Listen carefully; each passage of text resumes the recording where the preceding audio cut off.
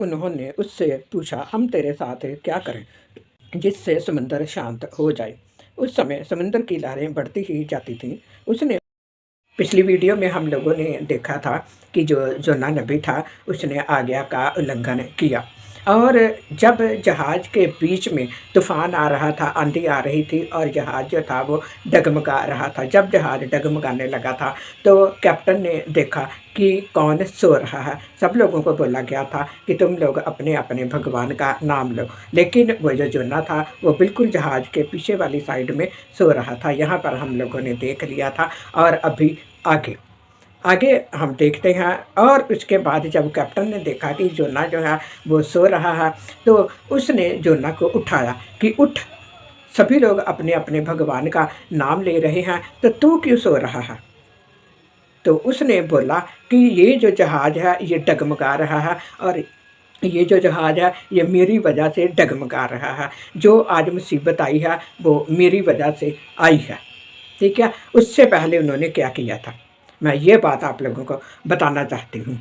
जो कैप्टन था उसने देखा, उसने हर एक के नाम पर एक चिट्ठी लिखी, यानी कि छोटी-छोटी पर्चियाँ होती हैं। पिछले समय के बीच में इस तरीके के साथ होता था कि जाना जाता था कि किसकी वजह से तूफ़ान आया, और उन्होंने क्या किया, छोटी-छोटी पर्चियाँ बनाई और जितने भी लोग जहाज़ के बीच में सफ़र कर रहे थे उन सब का नाम पर्चियों के ऊपर लिख दिया, और उसके बीच में जोना का नाम भी लिखा गया। और जब जोना नबी का नाम उसके बीच में लिखा गया, पर्ची निकाली गई है, और पर्ची जो थी वो जोना नबी के नाम पर निकली, और जोना नबी को पूछा गया कि तू बता अब तेरे साथ क्या होना चाहिए।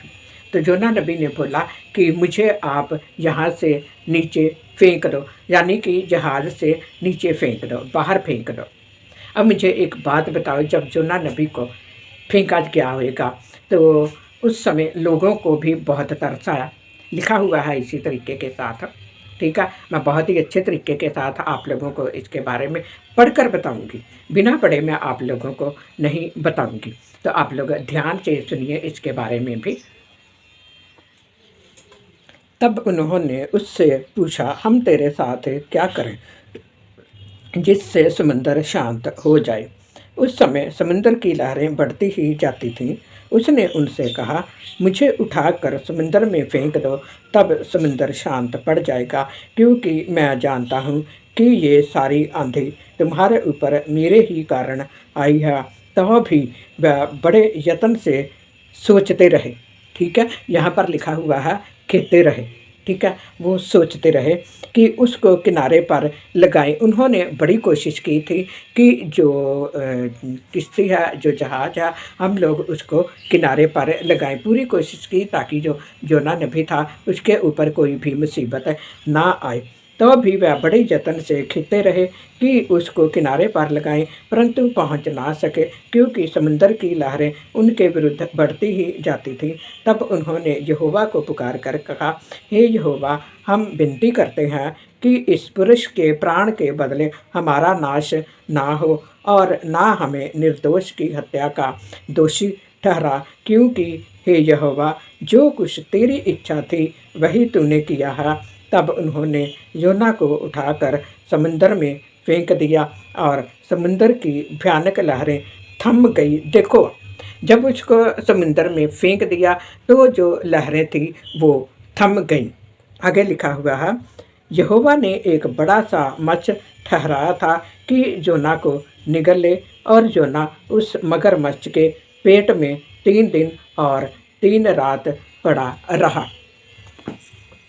तो यहाँ पर हम लोगों ने ये देखा कि जो योना नबी था, परमेश्वर का जो इंतज़ाम था वो यही था कि जो योना नबी है वो मगरमच्छ के पेट में जाए।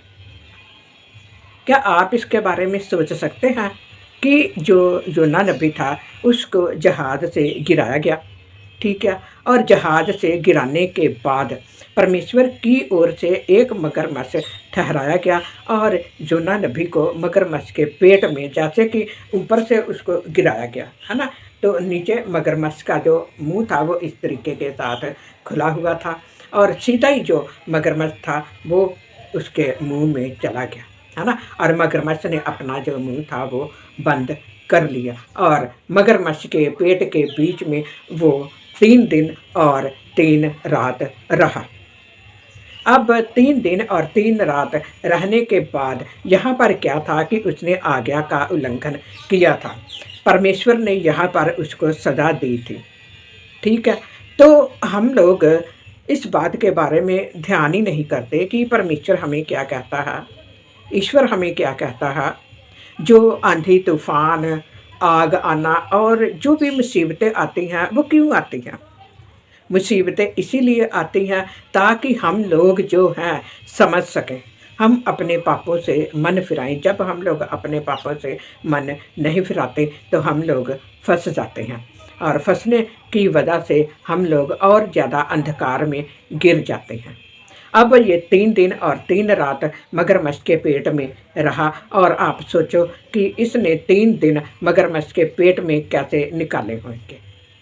आप इसके बारे में मुझे बताइए, आप कमेंट कीजिए, नहीं तो अगली वीडियो में आपको इसके बारे में बताया जाएगा। और मैं छोटी छोटी वीडियो इसलिए बना के डाल रही हूँ ताकि आप लोग पूरी वीडियो जो है वो देखने वाले बने। और मैं फिर से आप लोगों को बताना चाहती हूँ, मैंने पिछली वीडियो में भी बताया था कि सोमवार, बुधवार और शुक्रवार को आपको हफ्ते में 3 वीडियो मिलेंगी और बाकी मैं कभी भी लाइव कर सकती हूँ।